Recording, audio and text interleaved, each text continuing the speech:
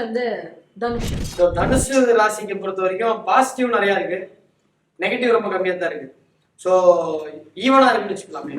So ராசிக்கு 4ஆம் இடத்துல சனி பகவானும், ராசிக்கு 7ஆம் இடத்துல குரு பகவான் மேம்பரிக்கும். மேற்கு அப்புறம் ராசிக்கு 8ஆம் இடத்துக்கு வராது, 9ஆம் இடத்துல கேது வருது. இதுதான் இவங்களோட கோச்சார நிலை.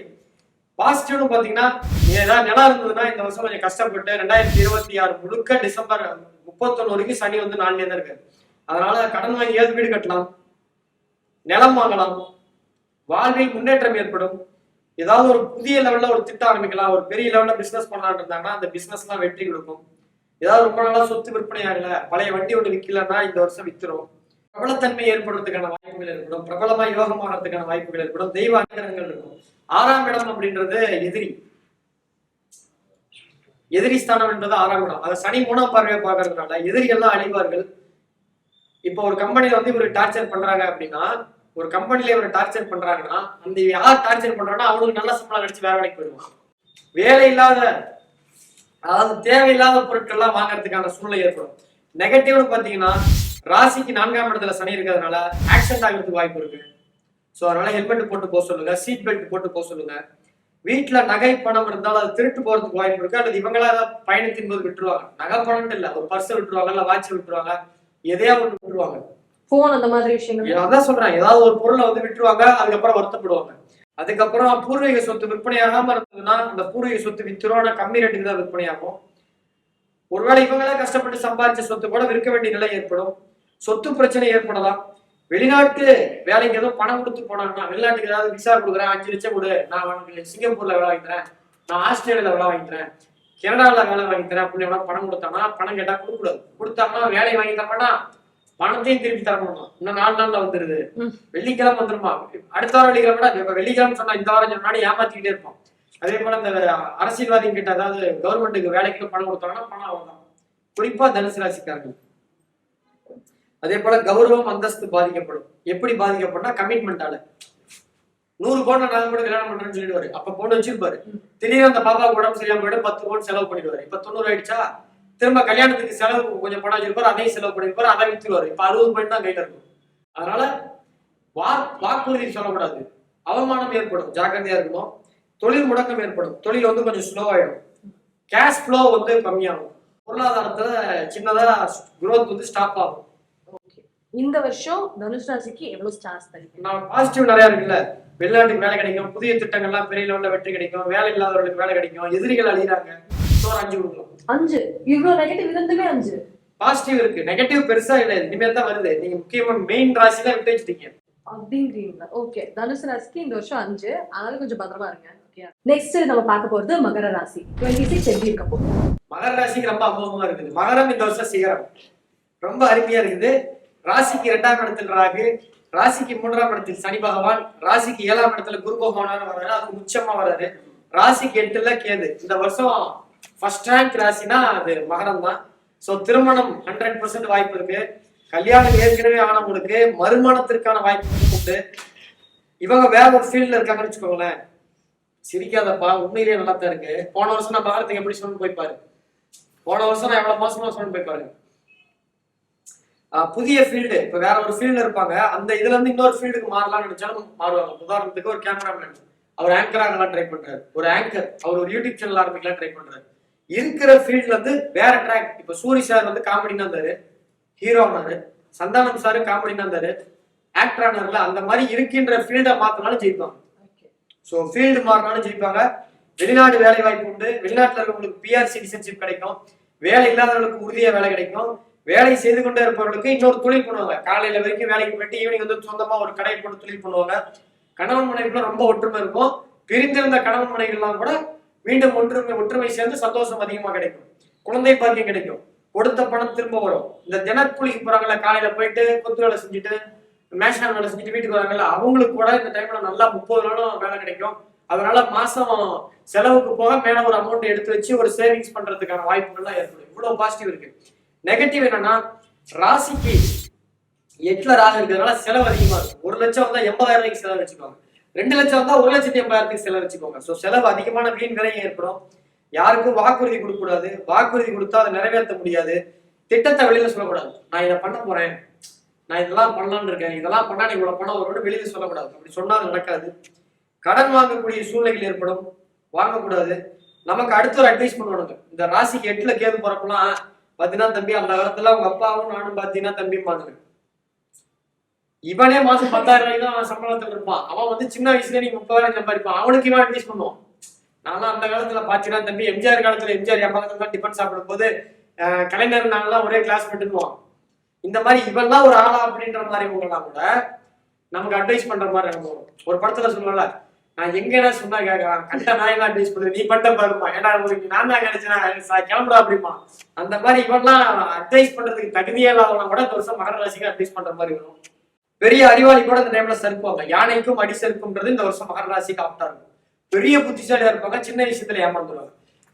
உடனே இவருக்கு பிடிக்காதவங்க இருப்பாங்கல்ல, அந்த சின்ன விஷயத்தை ஹைலைட் பண்ணி அவரை போய் பெருசா பாத்தீங்களா, சின்னதை கூட தப்பு பண்றாரு அப்படின்ற மாதிரி எக்ஸ்போஸ் வரும். சோ பொருள் திருடு போகும், கடன் நெருக்கடி ஏற்படும், தேவையில்லாத வம்பு வழக்கு வரும். இவங்க யார்ட்டா போய் வாங்கி கொடுப்பாங்க. 2ஆம் இடத்துல ராகு இருக்குல்ல, ஓதி பாருடா வாடா சண்டைக்கு வாடா அப்படின்ற மாதிரி, ஏன் சொன்ன இப்படிலாம் பேசுறா, நீதான் வந்து பாரு அப்படின்ற மாதிரி இவங்க எல்லாம் சண்டைக்கு எல்லாம் போவாங்க. இதையெல்லாம் குறைச்சிட்டாங்கன்னா மகரம் இந்த வருஷம் சீக்கிரம். மகரத்துக்கு இந்த வருஷம் 10 of top 9 சூப்பரா இருக்கும் போல பாப்போம். இந்த வருஷம் சிம்ம ராசிக்கு எப்படி இருக்கும்? சிம்ம ராசி துன்ப ராசி. ஓகே. ராசியிலேயே கேது, 7ல ராகு, 8ல சனி, அஷ்டம சனி, 12ல குரு, விரைய குரு. பேரு பாருங்க, அஷ்டம சனி, ஜென்ம கேது, விரைய குரு. இது எதுவுமே நல்ல ஒரு பாசிட்டிவ். 2ல் கேது, அதாவது ஜென்ம கேது, கேது கெடுதல், 7ல ராகு, கலத்திரஸ்தான ராகு, 8ல சனி, அஷ்டம சனி, 9ல குரு, 12ல குரு, விரைய குரு. இதுல ஏதாவது பாசிட்டிவ் வருதா? விரயம், அஷ்டமம். அது மாதிரி இந்த வருஷம் எல்லாம் கஷ்டம் தான். 2026 சிம்மராசிக்காரங்களுக்கு பாசிட்டிவ் இருக்கு. முதல் பாசிட்டிவ் சொல்லிடலாம். முதல்ல வந்து அந்த ஊசி போடுறதுக்கு முன்னாடி அந்த தேப்பாங்கல்ல, அந்த ஸ்பிரிட் வச்சு தேப்பாங்கல்ல, அது மாதிரி புதிய நண்பர்கள் மூலமா சின்ன சின்ன ஆதாயங்கள் கிடைக்கும். கலப்பு திருமணம் ஏற்படும். லக்கண ராசிக்கு 7ல ராகு இருக்கிறதுனால வெளிநாட்டுல இருக்கவங்களுக்கு பிஆர் சிட்டிசன் ஏற்படும், கிடைக்கும். வீட்டுல சுப விரயம் ஏற்படும். கோர்ட்டு கேஸ் ஏதாவது இருந்துச்சுன்னா அது வெற்றி கிடைக்கும். குலதெய்வ கோயிலுக்கு சென்று அதிகம் சென்று வரக்கூடிய வாய்ப்பு, குலதெய்வ அனுகிரகம் கிடைக்கும். நெகட்டிவ் லவ் பிரேக்கப் ஆகும். ஏதாவது எக்ஸ்டர்னல் மேரிட்டல் அஃபேர் இருந்துச்சுன்னா அதுவும் பிரேக்கப் ஆகும். லவ் பிரேக்கப் மூலியமா மன உளைச்சல் வரும். அதை விட இதுல அதிகமான மன உளைச்சல் வரும். லவ் பிரேக்கப்பா வெளியில சொல்லலாம், இதில் சொல்லவும் முடியாது. வாகன விபத்து ஏற்படும், ஹெல்மெட் பார்த்து போட்டு போகணும். மண்டை உடையும். வேலை செய்யற இடத்துல இந்த மிஷினரிஸ் எல்லாம் வேலை செய்யும் போது ஹெல்மெட் போட்டு வேலை செய்யணும். இந்த ஃபேக்டரி எல்லாம் வேலை செய்யும் ஹெல்மெட் போடணும். கணவன் மனைவிக்குள்ள அதிகமான சண்டை வரும். டெம்பரவரி ஸ்லீப் டிவோர்ஸ் ஏற்படும். ஒருத்தருக்கு ஒரே வீட்டுல பேசிக்காம இருப்பாங்க. டாக்குமெண்ட் தொலைஞ்சு போயிடும்.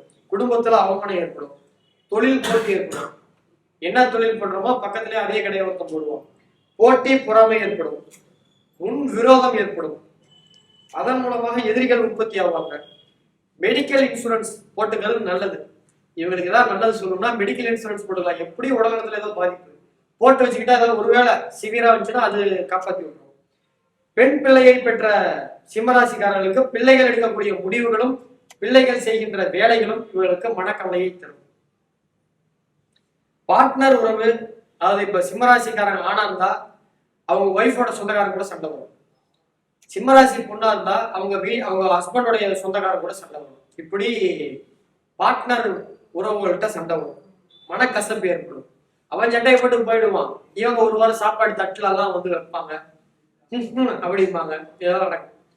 சோ இவங்க எல்லாம் பாவம். இந்த வருஷம் சிம்ம ராசி கொஞ்சம் கஷ்டம் தான்.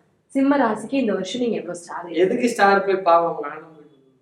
இவ்வளவு கஷ்டத்துல ஸ்டார் எதுக்கு? ஸ்டார் ஒண்ணு விடுலாம். ஒண்ணு அது நீங்க ஆறுதல் பரிசு மாதிரி கொடுக்குறீங்க. அப்புறம் கொடுக்காம இருந்தா அப்புறம் ஒண்ணுமே இல்லைன்றீங்கல்ல. இனிமே கொடுப்பாங்க நம்பிடுவாங்க. ஓ இருப்பாங்க, கடைசியா கொடுப்பாங்கன்னு நம்பிடுவாங்கல்ல.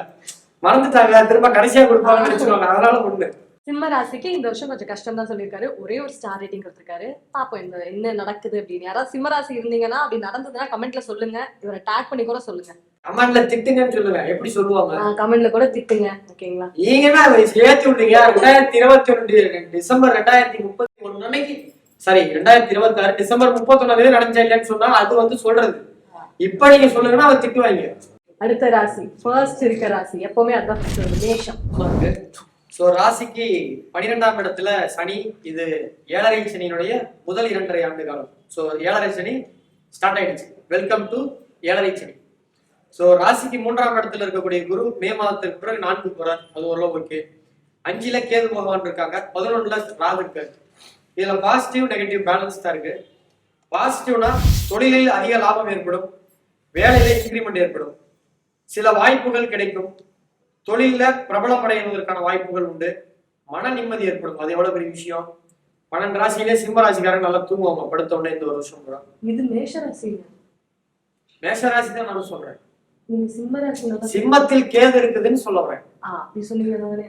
ஓகே, சிம்மத்தில் கேது இருக்கிறதுனால படுத்த உடனே உங்களுக்கு எல்லாம் தூக்கம் வரும், மன நிம்மதி ஏற்படும், சொத்து சார்ந்த ப்ராப்ளம் இருந்தாலும் அதெல்லாம் சால்வ் ஆகும். IVF, IUI முறையில குழந்தை பாக்கியம், இக்ஸி போன்ற முறைகள்லாம் குழந்தை கிடைக்கும். கல்யாணம் புதுசுல இருக்கவங்களுக்கு இயற்கையாவே கிடைக்கும். காதல் ஏற்படும், காதல் ஆப்போசிட்லயும் ஓகே ஆயிடும். ஓகே, அதுக்குன்னு நான் திரிசா லவ் பண்றேன் வடிவேலு கிளம்புன மாதிரிலாம் நம்ம பண்ண முடியாது. இது நியாயமானது. பார்ட்னர் மூலமா வருமானம் ஏற்படும். இருக்கின்ற நோய் படிப்படியா குறையும். நாட்பட்ட நோய், ஸ்கின் டிசீஸ்க்கு ஏதாவது மருந்து மாசக்கணக்கில் சாப்பிட்டாங்கன்னா அந்த நோய் எல்லாம் சரியாகும். நெகட்டிவ்னு பாத்தீங்கன்னா தகப்பனாருக்கு அதிகமான மருத்துவ செலவுகள் ஏற்படும், யூரினரி இன்ஃபெக்ஷன் ஏற்படும், யூரின் போற இடத்துல ஃபங்கஸ் இன்ஃபெக்ஷன் ஏற்படும், முதுகு வலி ஏற்படும். எலக்ட்ரிக் பொருள் யூஸ் பண்றவங்கள கொஞ்சம் பார்த்து கேர்ஃபுல்லா ஹேண்டில் பண்ணும். இந்த அயன் பண்றவங்க, வாட்டர் ஹீட்டர் போடுறவங்களும் கொஞ்சம் பார்த்து ஹேண்டில் பண்ணும். இந்த சின்னதா ஷாக் அடிக்கிறதுக்கு வாய்ப்பு இருக்கு. குடிப்பழக்கம், புகைப்பழக்கம் இல்லாதவர்களுக்கு இந்த டைம்ல அந்த பழக்கங்கள்லாம் ஏற்படுறதுக்கான வாய்ப்புகள் உண்டு. எக்ஸஸ் பணம் வருவதை வெளியில சொல்லக்கூடாது. மாப்பிள்ள இந்த வருஷம் எனக்கு 25,000 இன்சென்டிவ் கொடுத்தாங்களா, அப்படியா, ரைட்டு. 2 நாள் கழிச்சு மாப்பிள்ள போன் உடஞ்சி போச்சுரா, 10,000 ரூபாய் போடுறாங்க. நீங்க அவன்கிட்ட பிள்ளைன்னு சொல்ல முடியாது, ஏன்னா நீங்க நேரத்தே சொல்லிட்டீங்க பணம் இருக்குன்னு. அந்த மாதிரி பணம் எக்ஸ்ட்ரா இருந்துச்சுன்னா வந்து கடன் கேட்பாங்க, சொந்தக்காரங்க எல்லாம் தொல்லை போடுவாங்க. அதனால எவ்வளவு இருந்தாலும் வெளியில சொல்லக்கூடாது. உள்ள 50,000 பணம் வச்சிருந்தா கூட நானே 50 ரூபாய்க்கு வெளியிலாம போகிறேன், ஏயா நீ வேற இது என்னையா, இது போனியா, போன் பாக்ஸியா அப்படிங்கிறோம். ஸோ நிலம் வாங்கக்கூடிய வாய்ப்புகள் ஏற்படும். ஆனா நிலம் வாங்கும்போது ஜாக்கிரதையா இருக்கணும். ஏன்னா ராசிக்கு 4ஆம் இடத்துக்கு குரு போறதுனால டபுள் டாக்குமெண்ட் சொத்து, பாதையில பிரச்சனை இருக்கிற சொத்தெல்லாம் வித்துருவாங்க. ஸோ பழைய வண்டிலாம் இருந்துச்சுன்னா அதை விற்பனை செய்ய வேண்டிய நிலைமை ஏற்படும்.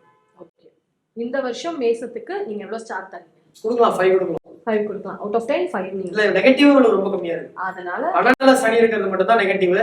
11ல ராகு இருக்கிறதுனால சின்ன ஆசை போடுவாங்க. ஓவரா அந்த ஒரு படத்துல வந்து பேக் எல்லாம் எடுத்துட்டு போயிடுவாங்க, அக்கௌண்ட்ல பணம் எடுத்துட்டு போறது பார்த்தா 140 ரூபாய் கொடுப்பாங்க. இதெல்லாம் எவ்வளவு பெரிய பேக் மாதிரி ரொம்ப ஆசைப்படுவாங்க.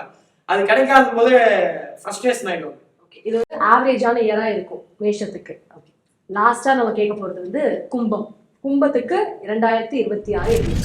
கும்பத்தை பொறுத்த வரைக்கும் ஜென்ம ராகு, ராசிலேயே ராகு பகவான் இருக்காங்க. 2ஆம் இடத்துல சனி இருக்காரு. இது 7.5 சனியினுடைய கடைசி 2.5 ஆண்டுகள். ராசிக்கு 5ஆம் இடத்துல இருக்கக்கூடிய குரு பகவான் மே மாதத்திற்கு பிறகு ராசிக்கு சத்துருஸ்தானத்திற்கு வருகிறார். ராசிக்கு 7ஆம் இடம் என்று சொல்லக்கூடிய கலத்திர ஸ்தானத்தில் கேது பகவான் இருக்காங்க. சோ இது வந்து பேலன்ஸ்டு பலனா இருந்தாலும் நெகட்டிவ் கொஞ்சம் அதிகமா இருக்கு. முதல்ல பாசிட்டிவ் சொல்லிடுவோம். வேலை மாற்றம் ஏற்படும். இருக்கிற வேலையில இருந்து இன்னொரு வேலைக்கு 20% இன்க்ரிமெண்ட்ல போகலாம். கோர்ட்டு கேஸ் இருந்ததுன்னா வெற்றி அடையும். வேலையில ப்ரமோஷன் கிடைக்கும். சமுதாயத்துல ஒரு ரெகக்னைசேஷன் கிடைக்கும், அங்கீகாரம் கிடைக்கும். வேலையில ஒரு நிரந்தரம் ஏற்படும், ஜாப் செக்யூரிட்டி ஏற்படும். உழைப்பிற்கு தகுந்த ஊதியம் கிடைக்கும். அடிஷனல் வருமானம், ஏற்கனவே வருமானம் பண்ணிருந்தாங்கன்னா அவங்களுக்கு இன்னும் கொஞ்சம் வருமானம் கிடைக்கிறதுக்கான வாய்ப்புகள் உண்டு. ஒரு பரிணாம வளர்ச்சி ஏற்படும். ஒரு பரிணாம வளர்ச்சி இருக்கிற ஸ்டேஜை விட இன்னொரு ஸ்டேஜ் போறதுக்கான வாய்ப்புகள் உண்டு. அதீத உடல் உழைப்பு, அதன் மூலமா வெயிட் குறையும்.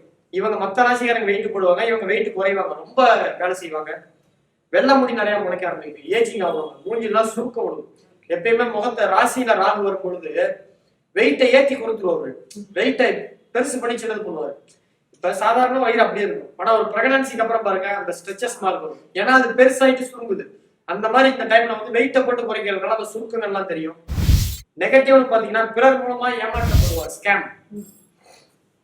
பிறர் மூலமா ஏமாற்றப்படுவார், ஸ்கேம்ல மாட்டுவார். பார்ட்னர் மூலமாக இவர் ஏமாற்றப்படுவதற்கான வாய்ப்புகள் உண்டு. பண மோசடி செய்வாங்க. நினைத்தது நடக்கவில்லை என்கின்ற ஃப்ரஸ்ட்ரேஷன், டிசப்பாயின்மெண்ட்லாம் ஏற்படும். சுகம், நிம்மதி, தூக்கம் இது எதுவுமே இவருக்கு இந்த வருஷம் இருக்காது. மனதளவில் ரொம்ப வீக்கா ஃபீல் பண்ணுவாங்க. ஒரு கான்ஃபிடென்ட்டே போயிடும், முடி நிறைய கொட்டும், ஒரு கான்ஃபிடென்ட்டே போயிடும், ஒரு தைரியமா இருக்க மாட்டாங்க. கடன் வாங்கி எதுவும் தொடங்கக்கூடாது, பெரிய ப்ராப்ளம்லாம் ஏற்படும். நல்ல நண்பர்கள்லாம் இவங்க விட்டு போயிடுவாங்க, நட்புகள்லாம் இழப்பு ஏற்படும். கடன் யாருக்கும் தரக்கூடாது, தந்தா பணம் திரும்ப வராது. வீட்டில் உறவுடன் சின்ன சின்ன கசப்புகள் ஏற்படும். ஃபேமிலிக்குள்ள சின்ன சின்ன கசப்புகள் வரும். ரிலேஷன்ஷிப்லயும் கசப்புகள் ஏற்படும். இவங்களும் யாரும் கமிட்மெண்ட் தரக்கூடாது. ஏன்னா 2ஆம் இடத்துல சனி இருக்கிறதுனால செய்வாங்க, ரொம்ப லேட்டா தருவாங்க. ஒரு பழமொழி சொல்லுவாங்க, ஏடா சாவு போடனா பானார் பிடிக்கிறதுக்கு வரையான்ற மாதிரி. இவங்க ஏதாவது ஒண்ணு சொன்னாங்கன்னா அது செய்வாங்க. ஆனா அது வந்து செஞ்சு இவங்க செய்யலாம்னு நினைக்கும் போது அவங்களுக்கு அந்த வேலையை முடிஞ்சிருக்கும். சோ அதனால இவங்க யாருக்குமே கமிட்மெண்ட் தரக்கூடாது. பார்க்கலாம், முயற்சி பண்றேன், என்ன நம்பாதீங்க, அப்படியே தான் இவங்க சொல்லணும். ஓகே, இந்த வருஷம் கும்பத்துக்கு எவ்வளவு ஸ்டார் தரீங்க? 1 தரலாம். 1 தரலாம். ஓகே, இப்போ நம்ம ஒரு ரேங்கிங் செக்மெண்ட் மாதிரி போயிடலாம். ஃபர்ஸ்ட் 2 ரேங்க் நீங்க வந்து எந்த ராசிக்கு கொடுப்பீங்க? அதே மாதிரி கடைசி 2 ரேங்க் எந்த ராசிக்கு?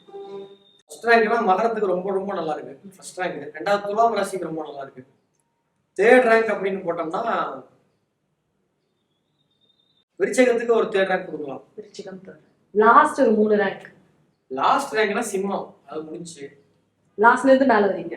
ஆமா. ஓகே, சிம்மம் லாஸ்ட்ல ஃபர்ஸ்ட் 12, அதாவது 9 10th வந்து சிம்மம், 10th சிம்மம், 9th வந்து கும்பம், ஓகே 8th வந்து மீனம். இல்ல 9th ரேங்க் கூட மீனத்துக்கு கொடுக்கலாம். 2 பேர் ஒரே ரேங்க், 2 பேர் ஒரே மார்க் எடுத்தா ஒரே ரேங்க் கொடுப்பாங்கல்ல, அந்த மாதிரி வந்து மீனத்துக்கும் கும்பத்துக்கும் ஒரே ரேங்க் கூட கொடுக்கலாம். ஓகே, இந்த 3மே வந்து கொஞ்சம் கிரிட்டிக்கல் ஸ்டேஜ்ல. 12 ராசிக்கான ஒரு அட்டவணையை போட்டு கொடுத்துட்டீங்க.